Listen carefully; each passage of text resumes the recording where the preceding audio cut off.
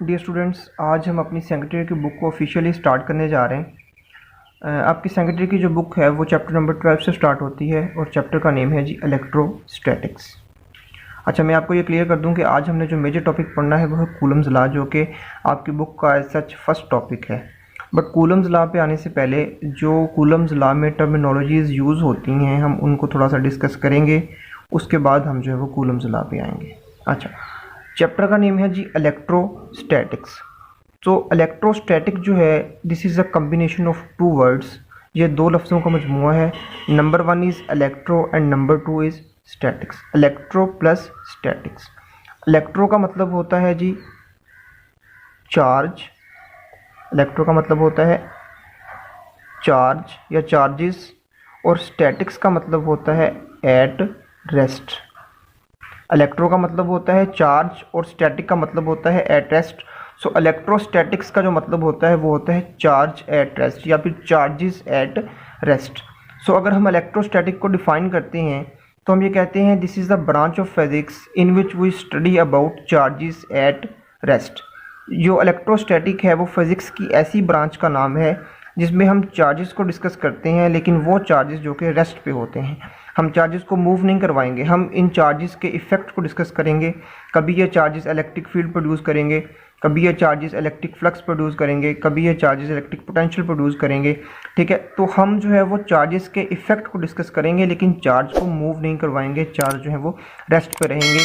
तो फिज़िक्स की ऐसी ब्रांच जिसमें हम चार्जेस को डिस्कस करते हैं, वो चार्जेस जो कि रेस्ट पे होते हैं, ऐसी ब्रांच को हम जो है वो इलेक्ट्रोस्टैटिक्स का नाम देते हैं। ठीक है। अच्छा, जब हमने बात की कि चार्जेस, तो my question is what is charge. Charge क्या होता है। अब अगर किसी जो है वो स्टूडेंट से ये पूछा जाए कि चार्ज क्या होता है, तो वो स्टूडेंट उसके माइंड में फ़ौरन आता है कि चार्ज जो है वो या तो पॉजिटिव होता है या फिर नेगेटिव होता है। But my question is what is charge, कि चार्ज क्या होता है। सो चार्ज को हम डिफाइन करते हैं, it is an intrinsic property of an object due to which it can attract और रिपेल अदर ऑब्जेक्ट। अच्छा, यहाँ पे मैं आपको क्लियर कर दूँ कि ये जो इंट्रिंसिक है इसका मतलब होता है गॉड गिवन, इसका मतलब होता है गॉड गिवन, या फिर आप नेचुरल भी कह सकते हैं, या हम जो है वो इसको नेचुरल भी कह सकते हैं। कि जो इंट्रिंसिक है इसका मतलब है कि ये इंट्रिंसिक प्रॉपर्टी का मतलब है कि गॉड गिवन प्रॉपर्टी है, नेचुरल प्रॉपर्टी है, कुदरती तौर पे होता है, खुदादार सलाहियत है कोई। ठीक है, तो चार्ज होता है, चार्ज जो है वो एक कोई खुदादार सलाहियत है जो किसी ऑब्जेक्ट को दी जाती है, जिसकी वजह से वो किसी दूसरे ऑब्जेक्ट को या तो अपनी तरफ अट्रैक्ट करता है या फिर रिपेल करता है। इसको हम चार्ज का नाम देते हैं कि चार्ज जो है वो इंट्रिंसिक प्रॉपर्टी होती है किसी भी ऑब्जेक्ट की, ड्यू टू विच, जिसकी वजह से वो जो है वो किसी भी जो है वो अदर ऑब्जेक्ट को अट्रैक्ट करता है या फिर जो है वो उसको रिपेल करता है। और चार्जेस जो है वो हमने दो तरह के डिस्कवर किए हैं इस दुनिया में। एक जो होते हैं पॉजिटिव चार्जेस होते हैं, दूसरे जो है वो नेगेटिव चार्जेस होते हैं। और ये बात आप लोग पहले भी जानते हैं कि जो सेम चार्जेस होते हैं, जो सिमिलर चार्जेस होते हैं, वो एक दूसरे को रिपेल करते हैं, वो एक दूसरे पर फोर्स लगाते हैं, लेकिन वो फोर्स जो होती है वो क्या होती है, वो रिपल्शन की फोर्स होती है। ठीक है जी। अच्छा, और जो ऑपोजिट चार्जेस होते हैं, एक हमने पॉजिटिव लिया है और दूसरा अगर हमने नेगेटिव लिया है, तो जो ऑपोजिट चार्जेस होते हैं वो भी एक दूसरे पे फोर्स लगाते हैं, बट वो फोर्स जो होती है वो कौन सी होती है, वो अट्रैक्शन की फोर्स होती है। तो ये बात अंडरस्टूड है कि दो सिमिलर चार्जेस एक दूसरे को रिपेल करते हैं और दो ऑपोजिट चार्जेस जो है वो एक दूसरे को अट्रैक्ट करते हैं, और इनको जो है वो हम बोलते हैं लॉज ऑफ चार्जेस। इनको हम क्या बोलते हैं जी, लॉज ऑफ चार्जेस बोलते हैं। अच्छा, तो बच्चों आप देखेंगे, अब हम जानते हैं कि किसी भी ह्यूमन बॉडी जो है, कोई भी ह्यूमन बॉडी है, कोई भी ऑब्जेक्ट है, वो जो है वो या तो एटम से मिलके बनता है या फिर जो है वो मॉलिक्यूल से मिलके बनता है। एटम्स और मॉलिक्यूल्स पे जो है वो मुश्तमिल होता है कोई भी इंसान की बॉडी है या कोई भी ऑब्जेक्ट है, दुनिया की कोई भी चीज़ है। ठीक है। अच्छा, अब देखें कि वो जो एटम्स हैं या फिर मॉलिक्यूल्स हैं, उनके अंदर क्या चीज़ मौजूद होती है, उनके अंदर जो है वो चार्जेस मौजूद होते हैं। चार्जेस हमने पहले बात की कि दो तरह के होते हैं, या तो पॉजिटिव चार्जेस होते हैं या फिर नेगेटिव चार्जेस होते हैं। अब देखें कि वो जो पॉजिटिव और नेगेटिव चार्जेस जो कि हर चीज़ में मौजूद होते हैं, वो कोई ऑब्जेक्ट हो सकता है, वो कोई भी ह्यूमन बॉडी हो सकती है, किसी जानवर की बॉडी, कोई भी चीज़ है, ठीक है, उसमें जो है वो चार्जेस मौजूद होते हैं और बहुत सारे चार्जेस मौजूद होते हैं, पॉजिटिव भी होते हैं और नेगेटिव भी होते हैं, ठीक है। तो एक फोर्स होती है जो कि तमाम की तमाम चार्जेस को होल्ड करके रखती है, उनको इकट्ठा करके रखती है। वो फोर्स जो किसी भी इंसान के वजूद की जो है वो रिस्पॉन्सिबल है, उस फोर्स को हम जो है वो क्या नाम देते हैं, उसको हम इलेक्ट्रिक फोर्स का नाम देते हैं। ये वो फोर्स होती है जो कि तमाम के तमाम चार्जेस को जो कि किसी भी चीज़ में मौजूद होते हैं उनको होल्ड करके रखती है, उनको इकट्ठा करके रखती है। ऐसी फोर्स को हम जो है वो इलेक्ट्रिक फोर्स का नाम देते हैं। इस इलेक्ट्रिक फोर्स को अगर हम डिफाइन करें तो हम कहते हैं कि electric force is a force which hold the positive and negative ions that make up atoms and molecules. अब देखें कि इलेक्ट्रिक फोर्स एक ऐसी फोर्स होती है जो तमाम की तमाम पॉजिटिव और नेगेटिव चार्जेस को होल्ड करके रखती है, उनको पकड़ के रखती है ताकि वो एटम्स और मॉलिक्यूल्स बना सकें। और एटम्स और मॉलिक्यूल्स फिर जो है वो नेक्स्ट क्या करते हैं, वो किसी भी ह्यूमन बॉडी को बनाते हैं, किसी भी ऑब्जेक्ट को जो है वो उसकी शेप देते हैं, ठीक है। तो बेसिकली जो इलेक्ट्रिक फोर्स होती है वो एक ऐसी फोर्स होती है जो कि किसी भी चीज़ के वजूद की रिस्पॉन्सिबल होती है, बिकॉज वो क्या करती है, वो जितने भी चार्जेस किसी भी ऑब्जेक्ट में मौजूद होते हैं उनको जो है वो इकट्ठा करके रखती है, उनको जकड़ के रखती है, उनको पकड़ के रखती है, ठीक है। ऐसी फोर्स जो किसी भी जो है वो एटम्स में मौजूद, किसी भी जो है वो मॉलिक्यूल्स में मौजूद, किसी भी ऑब्जेक्ट में मौजूद तमाम के तमाम एटम्स को, तमाम के तमाम पॉजिटिव और नेगेटिव आयंस को, तमाम के तमाम प्रोटॉन और इलेक्ट्रॉन्स को जो है वो पकड़ के रखती है, ऐसी फोर्स को जो है वो हम क्या कहते हैं, इलेक्ट्रिक फोर्स का नाम देते हैं, ठीक है। अच्छा, तो स्टूडेंट्स यहाँ तक अभी हमने जो बात की स्टार्ट से लेके वो ये थी कि सबसे पहले हमने बात की कि इलेक्ट्रोस्टैटिक क्या चीज़ है, उसके बाद हमने चार्ज की बात की कि चार्ज क्या होता है, ये एक इंट्रिंसिक प्रॉपर्टी होती है किसी भी ऑब्जेक्ट की। उसके बाद हमने देखा कि चार्जेस दो तरह के होते हैं, पॉजिटिव और नेगेटिव। उसके बाद हमने लॉज ऑफ चार्जेस को देखा कि पॉजिटिव क्या करते हैं, एक दूसरे को रिपेल करते हैं, और जो पॉजिटिव नेगेटिव होते हैं वो एक दूसरे को अट्रैक्ट करते हैं, यानी सिमिलर चार्जेस जो है वो एक दूसरे को रिपेल करते हैं और जो सेम चार्जेस होते हैं वो एक दूसरे को जो है वो अट्रैक्ट करते हैं। और उसके बाद एट द एंड हमने देखा कि इलेक्ट्रिक फोर्स क्या होती है, ठीक है। अब आते हैं हम अपने मेन टॉपिक की तरफ जो है कूलम्स लॉ। ये बातें हमने जो अभी तक की हैं ये इसलिए की हैं, ये तमाम की तमाम चीज़ें जो है वो कूलम्स लॉ में यूज़ होंगी। चार्ज क्या होता है ये भी पता होना चाहिए कूलम्स लॉ को पढ़ने के लिए, इलेक्ट्रिक फोर्स क्या होती है, ठीक है, ये तमाम चीज़ें जो है वो कूलम्स लॉ में यूज़ होंगी। अच्छा, तो बच्चों हमने बात की इलेक्ट्रिक फोर्स की कि इलेक्ट्रिक फोर्स जो है, हमने ये तो कह दिया कि जो है वो दो सेम चार्जेस, अगर दो पॉजिटिव चार्जेस हैं तो वो दूसरे को क्या करेंगे, एक दूसरे को रिपेल करेंगे एक फोर्स के साथ, यानी कि ये वाला जो पॉजिटिव चार्ज है ये इस पे फोर्स लगाएगा जो है वो रिपल्शन की, और ये वाला पॉजिटिव चार्ज इस पे फोर्स लगाएगा रिपल्शन की। लेकिन हमने ये तो कह दिया कि रिपल्शन की फोर्स लगाएंगे, लेकिन हमने ये नहीं बताया कि वो कितनी फोर्स लगाएंगे। हमने उस फोर्स की जो है वो वैल्यू फाइंड नहीं की। बहुत लंबे अरसे तक जो है वो एक बहस जो है वो जारी रही कि ये जो फोर्स लगाते हैं एक दूसरे के ऊपर, ये फोर्स जो है वो कितनी होती है, यानी कि उस फोर्स का मैग्नीट्यूड हम किस तरह से फाइंड करेंगे। ये बहुत सारे साइंटिस्ट जो है वो बहुत सारे जो है वो द्वार में अपनी जो है वो राय देते रहे, लेकिन एट द एंड कोई भी जो है वो इस चीज़ को जो है वो प्रूव नहीं कर सका। लेकिन एट द एंड एक बंदा आया जिसका नाम था कूलम्स, उसका पूरा नाम था चार्ल्स कूलम, और ये जो है वो एक फ्रेंच मिलिट्री इंजीनियर था, ठीक है। 1785 में इसने अपना जो है वो किसी लोकल मैगज़ीन में, वहाँ के जो लोकल मैगज़ीन था वहाँ पे अपना जो है वो रिसर्च वर्क जो है वो पब्लिश करवाया। उसने कहा कि ये जो इलेक्ट्रिक फोर्स है ये फाइंड आउट की जा सकती है एक फार्मूले के साथ। ये जो हम कहते हैं कि पॉजिटिव और पॉजिटिव एक दूसरे को रिपेल करते हैं, और पॉजिटिव और नेगेटिव जो है वो क्या करते हैं, एक दूसरे को अट्रैक्ट करते हैं, ठीक है। ये वाला फोर्स लगाएगा इसको अपनी तरफ खींचेगा, ये वाला फोर्स लगाएगा इसको अपनी तरफ खींचेगा। तो उसने कहा कि ये जो हम कहते हैं कि सिमिलर चार्जेस जो है वो रिपेल करते हैं और जो है वो ऑपोजिट चार्जेस जो है वो अट्रैक्ट करते हैं, और जिस फोर्स के साथ अट्रैक्ट या रिपेल करते हैं हम उस फोर्स को फाइंड आउट कर सकते हैं। उसको हम किस तरह से फाइंड आउट कर सकते हैं, ये इसने अपने जो है वो इस लॉ में बताया, और उसने इसका नाम रखा अपने ही नाम पे, कूलम्स। उसका नाम चार्ल्स कूलम था, तो इसका नाम जो है वो कूलम्स लॉ जो है वो स्टार्ट हो गया वहाँ से। अब इसको देखते हैं कि कूलम्स लॉ क्या होता है।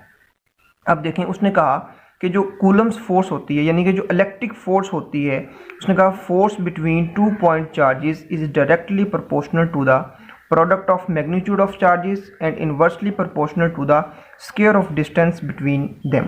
अच्छा, अब देखें इस डेफिनेशन को एक्सप्लेन करता हूँ मैं। उसने कहा कि ये दो चार्जेस हैं, दो सिमिलर चार्जेस हैं, ठीक है, इनके दरमियान जो इलेक्ट्रिक फोर्स होगी वो क्या होगी, वो डायरेक्टली प्रोपोर्शनल होगी किसके, product of magnitude of charges, यानी कि उन चार्जेस का मैग्नीट्यूड कितना है उन दोनों के प्रोडक्ट के, ये डायरेक्टली प्रोपोर्शनल होगी। और ये इन्वर्सली प्रोपोर्शनल होगी किस चीज़ के, कि ये दो चार्जेस के दरमियान जितना डिस्टेंस है आर, इसके स्केयर के जो है वो ये क्या होगी, इन्वर्सली प्रोपोर्शनल होगी। अगर मैं यहाँ पे इसको मैथमेटिकली लिखूँ, उसने कहा कि ये जो इलेक्ट्रिक फोर्स है, यहाँ पे जो ई है ये इलेक्ट्रिक फोर्स को जो है वो शो करे, इलेक्ट्रिक फोर्स ये डायरेक्टली प्रोपोर्शनल होगी। देखें दो चार्जेस हैं Q1 और Q2, इनका मैग्नीट्यूड, इसका मैग्नीट्यूड Q1 है और इसका मैग्नीट्यूड Q2 है। उसने क्या कहा कि ये इनके जो है वो डायरेक्टली प्रोपोर्शनल होगी Q1 और जो है वो Q2, इस तरह से जो है वो ये होगी।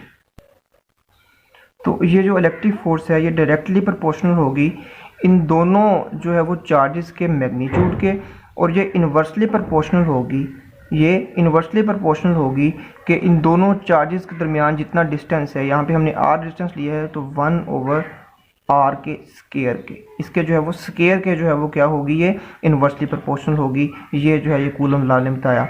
फिर आगे इसको प्रूव कैसे करते हैं ये हम जो है वो नेक्स्ट देखते हैं कि, लेकिन जो बेसिक इसका आइडिया था वो ये था कि जो इलेक्ट्रिक फोर्स होती है, जो हम कहते हैं कि ये फोर्स किसी भी एटम्स को, किसी भी मॉलिक्यूल को, किसी भी ह्यूमन बॉडी को, किसी भी ऑब्जेक्ट के वजूद की रिस्पॉन्सिबल होती है, ये डायरेक्टली प्रोपोर्शनल होती है वो जो चार्जेस हैं जिनको इसने पकड़ के रखा हुआ है उनके प्रोडक्ट के, ठीक है, उनके मैग्नीट्यूड के प्रोडक्ट के, और इन्वर्सली प्रोपोर्शनल होती है कि वो जो चार्जेस हैं उन दोनों के दरमियान जितना डिस्टेंस है उसके स्केयर के, ठीक है। तो यही इसकी डेफिनेशन है, force between 2 point charges directly proportional to the product of magnitude of charges and inversely proportional to the square of distance between them, कि वो जो फोर्स होती है वो मैग्नीट्यूड के डायरेक्टली प्रोपोर्शनल होती है और जो डिस्टेंस होता है उनके दरमियान उसके जो है वो क्या होती है, इन्वर्सली प्रोपोर्शनल होती है। ये जो है वो ये कूलम्स का जो है वो आइडिया था बेसिकली।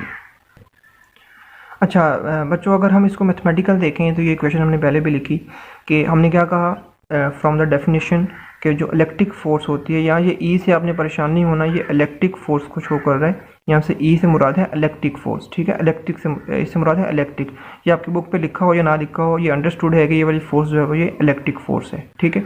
अच्छा अब देखें कि ये जो फोर्स है, हमने पहले भी कहा कि डायरेक्टली प्रोपोर्शनल होती है the product of magnitude of charges and it is inversely proportional to the square of distance between the two charges, between them भी लिखा होता है बिटवीन टू चार्जेस। यहाँ पे देखें कि ये जो डायग्राम है इसमें ये जो है वो चार्ज Q1 है, ये वो चार्ज जो है वो Q2 है।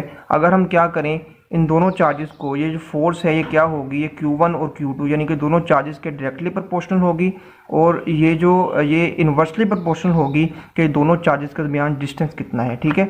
तो अगर हम इन दोनों फोर्सेस को जो है वो कंबाइन करके लिखें, दोनों इक्वेशंस को कंबाइन करके लिखें, ये इक्वेशन नंबर 1 है और ये इक्वेशन नंबर 2 है। अगर हम इन दोनों इक्वेशंस को कंबाइन करके लिखें तो मैं ये लिख सकता हूँ कि ये जो फोर्स है ये जो है वो डायरेक्टली प्रोपोर्शनल है किसके, Q1 Q2 के, और ये इन्वर्सली प्रोपोर्शनल है किसके, जो इन दोनों के दरमियान जो डिस्टेंस है उसके स्केयर के। यानी कि मैंने ये जो इक्वेशन नंबर 1 है और 2 है दोनों को कंबाइन करके लिखा है। तो इसको हम कंबाइन करके लिखें तो इस फॉर्म में लिख सकते हैं कि electric force is directly proportional to the Q1 Q2 over r square.